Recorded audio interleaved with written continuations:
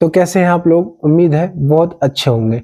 आज हम बात करने वाले हैं कक्षा 10 के विज्ञान की पहली इकाई का पहला चैप्टर है रासायनिक अभिक्रिया एवं समीकरण। तो आइए देखते हैं। पहली हेडिंग है हमारी रासायनिक परिवर्तन। ऐसे प्रक्रम जिसमें मूल पदार्थ अपनी पहचान खोकर भिन्न गुणों वाले नए पदार्थ बनाते हैं, रासायनिक परिवर्तन कहलाते हैं।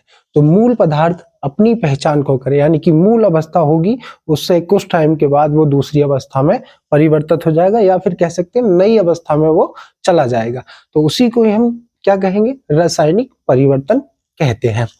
जैसे कि उदाहरण दे रखा है, भोजन का पकना, फलों का पकना, लोहे का संक्षारण। कभी कभी लोहे पर जैसे देखने को होता है कि हम बाहर लोहे को छोड़ देते हैं, उस पर जंग लग जाती है, तो वही हमारा लोहे का संक्षारण कहलाता है।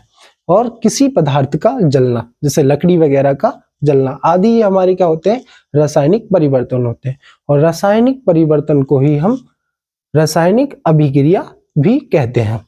तो दूसरी हेडिंग हमारी है रासायनिक अभिक्रिया। जब कोई पदार्थ अकेले ही अथवा किसी दूसरे पदार्थ के साथ अभिक्रिया करके एक या एक से अधिक भिन्न गुण वाले नए पदार्थों का निर्माण करता है, तब उसे रासायनिक अभिक्रिया कहते हैं। तो कोई पदार्थ अकेले ही या फिर किसी दूसरे पदार्थ के साथ रिएक्शन करने के बाद नए पदार्थ का निर्माण करेगा या नए पदार्थ को बनाएगा, वो जो नया पदार्थ बनेगा उस अभिक्रिया को हम कहेंगे रासायनिक अभिक्रिया। तो उदाहरण दे रखा है हमारा, जैसे मैग्नीशियम और ऑक्सीजन के साथ जब हम अभिक्रिया कराएंगे तो नए पदार्थ का निर्माण होगा, जो कि हमारा मैग्नीशियम ऑक्साइड है। दूसरा उदाहरण, हाइड्रोजन और क्लोरीन के साथ अभिक्रिया कराने पर, ये दो अलग अलग पदार्थ है, हाइड्रोजन क्लोरीन, तो इसको अभिक्रिया कराएंगे तब हमारा हाइड्रोजन क्लोराइड बनेगा। नोट दे रखा है हमारा, जो पदार्थ रासायनिक अभिक्रिया करने में भाग लेते हैं, जो पदार्थ रासायनिक अभिक्रिया करने में भाग लेते हैं उसे अभिकारक कहते हैं। तो जैसे कि मैग्नीशियम और ऑक्सीजन और हाइड्रोजन और क्लोरीन ये अभिक्रिया करने में भाग ले रहे थे, तो इनको हम कहेंगे अभिकारक। और अभिकारक को हमेशा अपने बाएं हाथ की तरफ लिखा जाता है।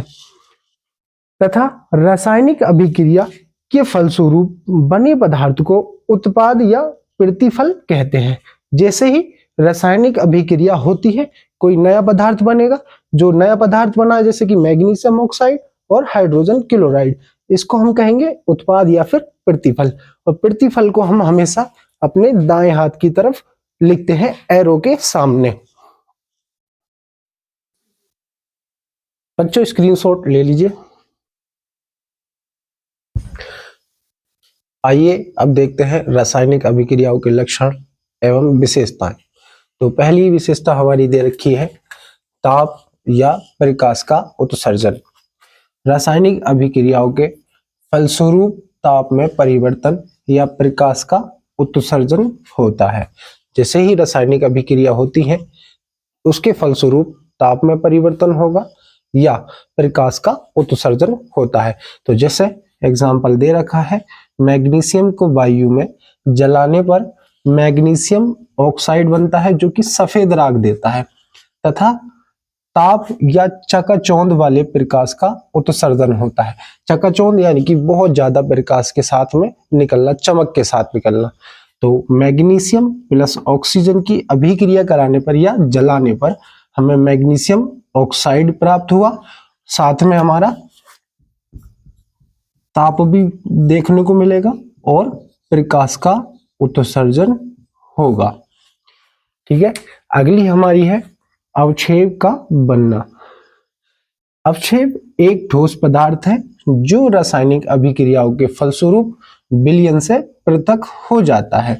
तो जो अवक्षेप होगा हमारा वो एक ठोस पदार्थ होगा। जैसे ही रासायनिक अभिक्रिया कराई जाएगी तब ये क्या होगा? विलयन से पृथक हो जाता है और नीचे की ओर जम जाता है।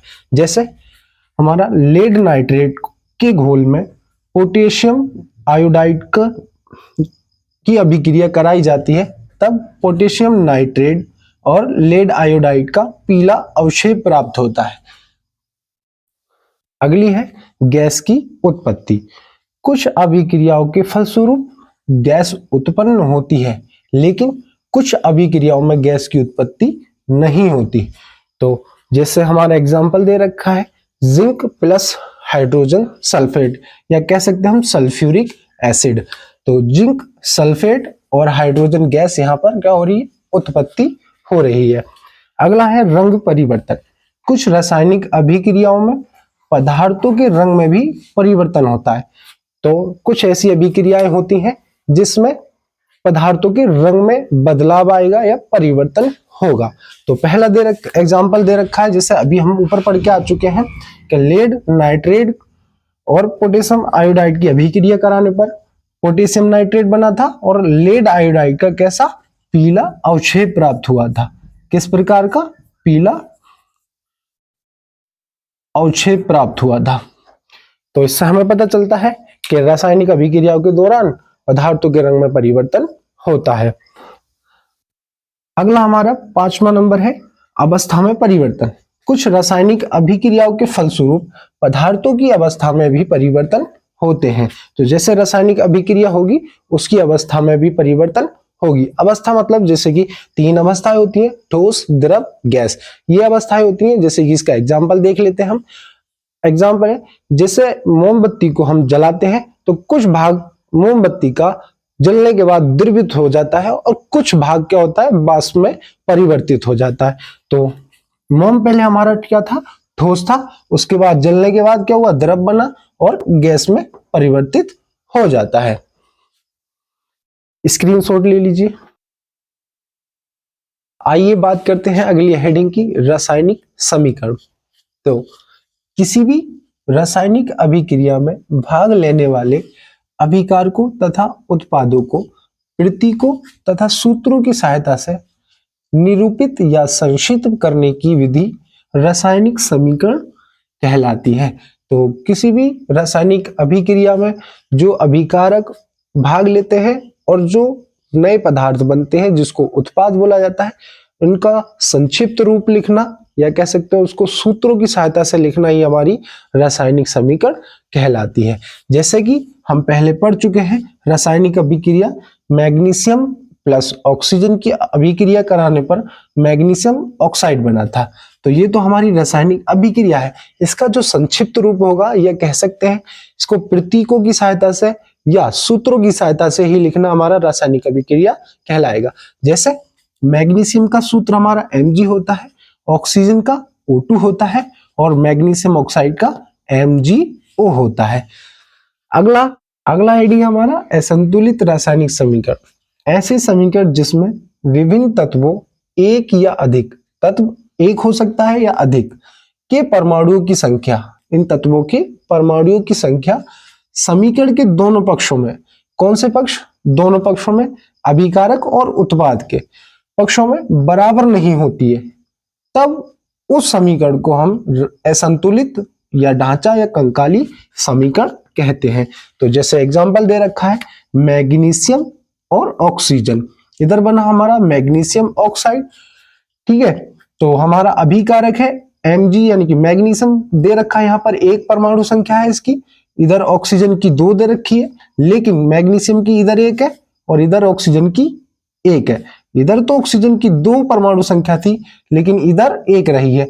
तो इस प्रकार हम देख सकते हैं कि अभिकारक या एक या अधिक हो सकता है, तो अभिकारक यहाँ पर इसकी परमाणु संख्या दे रखी है और उत्पाद की परमाणु संख्या यहाँ पर बराबर नहीं है। तो इसी समीकरण को हम ढांचा या कंकाली समीकरण या फिर असंतुलित रासायनिक समीकरण भी कहते हैं या कह सकते हैं। अगला हेडिंग है संतुलित रासायनिक समीकरण। रासायनिक अभिक्रियाओं के पहले जो अभिकारक होगा तथा उसके बाद उत्पाद, प्रत्येक तत्व के परमाणुओं की संख्या समान होनी चाहिए। तो अभी बिल्कुल क्या है, हमारा असंतुलित रासायनिक समीकरण है और संतुलित रासायनिक समीकरण ये एक दूसरे में बिल्कुल विपरीत होते हैं या एक दूसरे का उल्टा होता है। तो अभी हम पढ़ के आए थे असंतुलित रासायनिक समीकरण में परमाणुओं की संख्या बराबर नहीं होगी तब हमारा असंतुलित रासायनिक समीकरण कहलाएगा। अगर दोनों तत्वों की या कह सकते हैं दोनों पक्षों की जो परमाणु संख्या है अगर बराबर है तो हमारा वो संतुलित रासायनिक समीकरण कहलाएगा, ठीक है। तो क्योंकि द्रव्यमान संरक्षण के नियम अनुसार किसी भी रासायनिक अभिक्रिया में द्रव्यमान ना तो निर्माण होगा और ना ही विनाश होता है। तो जैसे कि मैग्नीशियम और ऑक्सीजन, मैग्नीशियम ऑक्साइड प्राप्त हुआ था, अभी बात कर रहे थे, ये हमारी कैसी है, असंतुलित रासायनिक समीकरण है। तो यहाँ पे ऑक्सीजन के 2 परमाणु दे रखे हैं और इधर कितना दे रखा है, 1। मैग्नीशियम का इधर भी 1 है और इधर भी, ये तो बराबर है, लेकिन ऑक्सीजन क्या है यहाँ पर, बराबर नहीं है। तब हम क्या करेंगे, इसको 2 से गुणा कर देते हैं। तो हमारा ऑक्सीजन 2 हो गया, 2 से गुणा करने पर ऑक्सीजन 2 हो गया, इधर भी 2 हो गया, लेकिन अब हमारा मैग्नीशियम भी 2 हो गया, क्योंकि इसकी हमने सामने से गुणा कराई है, तो इसलिए मैग्नीशियम भी हमारा 2 हो गया। तो इधर भी हमको 2 से गुणा करानी पड़ेगी, क्योंकि अभी जो उत्पाद बना था इसमें जो परमाणु संख्या बराबर करी थी हमने, तो इधर भी 2 हो गई और इधर भी हमारी 2 हो गई, ऑक्सीजन भी 2 हो गए। अब कह सकते हैं हम अभिकारक और उत्पाद जो है वो संतुलित है। ऐसे ही अगला है एग्जाम्पल दे रखा है हमारा, Fe प्लस जल के साथ अभिक्रिया कराने पर, यानी कि आयरन और जल के साथ अभिक्रिया कराने पर हमारा बना फेरिक ऑक्साइड, जो कि Fe3 और O4, और साथ में बनी हमारी हाइड्रोजन गैस। अब बात देखते हैं यहाँ पर Fe कितने, यहाँ पर 1 परमाणु संख्या है, यहाँ पर फेरिक Fe की कितनी है, 3 है, और हमारी ऑक्सीजन की कितनी है, 4, लेकिन यहाँ पर 1 दे रखी है अभिकारक में। तब हम क्या करेंगे, इनको बराबर करने के लिए इनकी गुणा करानी होती है। जैसे कि हमारा दे रखा है Fe कितना है, 3, तो हम यहाँ शुरू में 3 से गुणा कर दी, तो Fe 3 हो गए हमारे, और यहाँ पर भी 3 हो गए। बात आती है हमारी ऑक्सीजन की, इसकी ऑक्सीजन की, तो यहाँ पर कितने हमारे ऑक्सीजन, 4 है, लेकिन यहाँ पर कितने, 1, तो हम क्या करेंगे, शुरू में 4 से इसकी गुणा करा देंगे, लेकिन ऑक्सीजन तो हमारे पूरे हो गए, लेकिन यहाँ पे 4 दूनी 8 हाइड्रोजन भी ज्यादा हो गए, तो इधर क्या करेंगे हम, 4 से इसकी गुणा करा देंगे, ताकि क्या हो, हाइड्रोजन भी हमारे समान हो जाए या बराबर हो जाए। तो यही हमारी संतुलित रासायनिक समीकरण कहलाती है। तो स्क्रीनशॉट ले लीजिए। तो बात करते हैं रासायनिक अभिक्रियाओं के प्रकार के बारे में। पहला दे रखा है हमारा संयोजन या योगात्मक अभिक्रिया।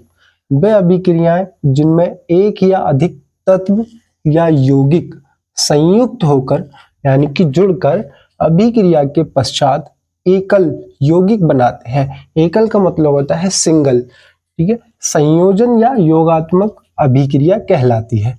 इसमें सह उत्पाद नहीं बनते हैं। सह उत्पाद मतलब इसके कोई सहपाठी या दोस्त या मित्र कोई भी नहीं बनता है, केवल एक ही या सिंगल तत्व का निर्माण होता है। दो तत्वों के बीच संयोग, हम बात करेंगे कि संयोग कैसा होगा, योगात्मक अभिक्रिया किस प्रकार होती है। तो बात करें पहला वाला, दो तत्वों के बीच संयोग। तो पहला दे रखा है इसमें कार्बन और ऑक्सीजन के बीच संयोग। कार्बन और ऑक्सीजन के बीच संयोग होने पर कार्बन डाइऑक्साइड गैस बनती है। कार्बन डाइऑक्साइड का गुण कार्बन और ऑक्सीजन के गुणों से क्या होगा, भिन्न होगा। जैसे एग्जांपल, कार्बन हमारा सॉलिड होता है, ऑक्सीजन हमारी गैस। जब इसकी हम अभिक्रिया कराते हैं या दहन कराया जाता है तब हमारा कार्बन डाइऑक्साइड गैस प्राप्त हो जाती है। ये जो चिन्ह दे रखा है ये हमें बताता है ये गैस का चिन्ह है। खा हमारा जल का निर्माण। हाइड्रोजन और ऑक्सीजन परस्पर संयोग करके जल का निर्माण करते हैं या होता है, ठीक है। संयोग करके जल का निर्माण होता है। जैसे हाइड्रोजन गैस होती है हमारी, H2O बोला जाता है, और ऑक्सीजन होता है O2, यानी कि ये भी गैस है। जब इसकी हम अभिक्रिया कराते हैं या संयोग कराया जाता है तब हमारा जल का निर्माण हो जाता है H2O। इसको संतुलित करने के लिए हमें क्या करना होता है, अभिकारक के और उत्पाद के दोनों पक्षों को देखना होता है। तो हाइड्रोजन हमारे अभिकारक में 2 है, ऑक्सीजन भी हमारी 2 है। यहाँ पर हाइड्रोजन हमारे 2 दे रखे हैं और ऑक्सीजन 1 है। तो हाइड्रोजन और ऑक्सीजन अभी यहाँ पर देखा दोनों पक्षों में अलग अलग है, ठीक है। तो क्या करना होगा, हमें 2 से इसकी हाइड्रोजन की गुणा कर देंगे, तो 2 दूनी 4 हाइड्रोजन हो गए, और यहाँ पर भी हमारे 2 रह गए, तो हम यहाँ पर भी क्या करेंगे, 2 से गुणा करेंगे अभिकारक में। तो हाइड्रोजन तो हमारे दोनों पक्षों में बराबर हो गए, लेकिन ऑक्सीजन यहाँ पर भी दो हो गई और यहाँ पर भी 2 हो गई। तो दोनों अभिकारकों के और उत्पाद के पक्ष दोनों बराबर हो गए। अब बात करते हैं 2 या 2 से अधिक यौगिकों के बीच। अभी जो की थी हमने 2 तत्वों के बीच संयोग की बात करी थी, अब करें 2 या 2 से अधिक यौगिकों के बीच में। ठीक है, जैसे कि पहला दे रखा है हमारा सल्फ्यूरिक अम्ल का निर्माण। सल्फ्यूरिक अम्ल यानी कि इसको हम हाइड्रोजन सल्फेट भी बोलते हैं। इसका निर्माण कैसा होता है? हमारा सल्फर ट्राइऑक्साइड और जल की संयोग से हाइड्रोजन सल्फेट का निर्माण होता है। तो सल्फर ट्राइऑक्साइड गैस के रूप में लेंगे और हमारा जल लिक्विड फॉर्म में लिया जाएगा। तो जब इसकी रिएक्शन कराई जाएगी तो हमारा बन जाएगा H2SO4, जो कि हमारा क्या होता है? सल्फ्यूरिक अम्ल होता है या हाइड्रोजन सल्फेट होता है। बात करते हैं इसके संतुलन की, इक्वल की। तो जैसे कि दोनों पक्षों को देखना होता है हमें, तो हाइड्रोजन उत्पाद में देखे और हमने देखे अभिकारक में। हाइड्रोजन 2 थे, इधर भी 2 थे। हमारा सल्फर 1 था, अभिकारक में भी 1 है। यहाँ पर 3 ऑक्सीजन, ये 1 ही है। अभिकारक में 4 हो गई और उत्पाद में भी 4 हो गई। तो पहले से ही हमारी ये रिएक्शन क्या है? संतुलित है। दूसरे की बात करते हैं, सोडियम ऑक्साइड एवं जल के बीच संयोग। सोडियम ऑक्साइड और जल के बीच संयोग होने पर क्या प्राप्त होता है, क्या बनता है? तो हमारा सोडियम ऑक्साइड और जल का संयोग होने पर NaOH यानी कि सोडियम हाइड्रोक्साइड बनता है, जिसको कास्टिक सोडा भी बोला जाता है। तो सोडियम ऑक्साइड सॉलिड रूप में लिया और जल हमारा लिक्विड रूप में लिया, तब हमारा प्राप्त हुआ NaOH यानी कि सोडियम हाइड्रोक्साइड। ये हमारा प्राप्त हो गया विलयन के रूप में। तो यहाँ पर बेटा हमारा Na सिंगल था और इधर देखने पर हमारा Na डबल था। यहाँ पर ऑक्सीजन 1 और 1 2, इधर केवल 1 थी और हाइड्रोजन हमारा 1 था। इधर भी हमने देखा तो 2 थी। तो हम क्या करेंगे, पूरा जो यौगिक है हमारा, इसकी हम 2 से गुणा कर देंगे। क्यों? क्योंकि हमारा Na भी 2 हो जाएगा, ऑक्सीजन भी और हाइड्रोजन भी 2 हो जाएगा। क्योंकि जो अभिकारक है हमारा सोडियम, उसमें भी यार 2 थे और ऑक्सीजन यहाँ पर भी गिनने पर 2 प्राप्त हुए और हाइड्रोजन भी 2 प्राप्त हुई, इसलिए हमने पूरे यौगिक की 2 से गुणा कर दी। तो इस प्रकार देखा गया कि जो हमारे अभिकारक है और उत्पाद है, दोनों क्या हो गए? इक्वल हो गए या बराबर हो गए। स्क्रीनशॉट ले लीजिए। बात करते हैं आगे तत्व और यौगिक के बीच संयोग के बारे में। बात करते हैं का कि कार्बन मोनोऑक्साइड और ऑक्सीजन के बीच संयोग। कार्बन मोनोऑक्साइड यानी कि कार्बन होगा और 1 ऑक्सीजन होगी, तब इसको कार्बन मोनोऑक्साइड बोला जाता है। मोनो का मतलब 1, ऑक्सीजन होना। तो ऑक्सीजन के साथ जलाने पर कार्बन डाइऑक्साइड यानी कि यहाँ पर ऑक्सीजन 2 हो गई, तब इसको कार्बन डाइऑक्साइड बोला गया। तो गैस बनती है। जैसे एग्जांपल दे रखा है, कार्बन मोनोऑक्साइड और ऑक्सीजन की जब अभिक्रिया कराई, कार्बन डाइऑक्साइड प्राप्त हुआ, वो भी गैस के रूप में प्राप्त हुआ। बात करते हैं हम अभिकारक और उत्पाद के जो परमाणु संख्या है, ये बराबर है या नहीं, यानी कि ये अभिक्रिया संतुलित है या फिर असंतुलित है। तो देख लेते हैं। कार्बन यहाँ पर 1 है, इधर 1 है। ऑक्सीजन यहाँ पे 1 और 2 3 है और यहाँ पर 2 है। तो ऑक्सीजन को हम पूर्ण करने के लिए तो अभिकारक में और उत्पाद में भी इसकी 2 से गुणा करनी होगी। 2 ऑक्सीजन ये और 2 ये, कितना हो गई? 4। अब 2 से इसकी गुणा कराई, तब क्या हो गया हमारा? ऑक्सीजन 4 हो गई। जब इस पूरे यौगिक की यानी कि कार्बन डाइऑक्साइड की 2 से गुणा कराई गई, तब कार्बन भी 2 हो गए और इधर भी 2 हो गए। तो यह अभिक्रिया कैसी हो गई? संतुलित हो गई। अगला हमारा था सल्फर ट्राइऑक्साइड का निर्माण। प्लेटिनम उत्प्रेरक की उपस्थिति में सल्फर डाइऑक्साइड की वायु को हम बेटा ऑक्सीजन भी कह सकते हैं, के साथ अभिक्रिया कराने पर सल्फर ट्राइऑक्साइड गैस बनती है। क्या करेंगे? प्लेटिनम उत्प्रेरक होगा, उसकी उपस्थिति में सल्फर डाइऑक्साइड की वायु के साथ अभिक्रिया कराने पर सल्फर ट्राइऑक्साइड गैस बन जाती है। तो हमारा सल्फर डाइऑक्साइड ये भी हमने गैस लिया है, ऑक्सीजन हमने ये भी गैस लिया है, यानी कि वायु होती है। इसकी अभिक्रिया कराई प्लेटिनम उत्प्रेरक की उपस्थिति में। जो प्लेटिनम होता है हमारा, ये मतलब जो उत्प्रेरक होता है वो हमेशा तीर के ऊपर लिखा जाता है, उत्प्रेरक। इसकी अभिक्रिया कराने पर सल्फर ट्राइऑक्साइड गैस बनी। बात करते हैं ये संतुलित है कि नहीं अभिक्रिया, यह अभिक्रिया संतुलित है या नहीं। यहाँ पे सल्फर 1 है, इधर 1 है, ऑक्सीजन 2 और 2 यानी कि 4 है अभिकारक में, उत्पाद में हमारी 3 है। तो हम क्या करेंगे, इसको अभिक्रिया को संतुलित करने के लिए 2 से गुणा कर दी जाएगी। तो हमारे 2 तिया 6 तो ऑक्सीजन हो गए और इधर हमारे 4 रह गए। तो हम क्या करेंगे, यहाँ पर 2 से गुणा करा देंगे। तो 2 दूनी 4 और 2 ऑक्सीजन, ये वाली कितनी हो गई 6। तो ऑक्सीजन भी हमारी पूरी हो गई। जब हमने उत्पाद में 2 से यहाँ गुणा कराई थी तो सल्फर भी हमारे 2 हो गए थे और इधर भी यहाँ गुणा कराई थी तो सल्फर भी 2 हो गए। तो अतः यह अभिक्रिया हमारी क्या हो गई, संतुलित हो गई। स्क्रीनशॉट ले लीजिए। उम्मीद है ये टॉपिक्स आपको समझ आए होंगे। अगली वीडियो में हम वियोजन अभिक्रिया के बारे में बात करेंगे। धन्यवाद।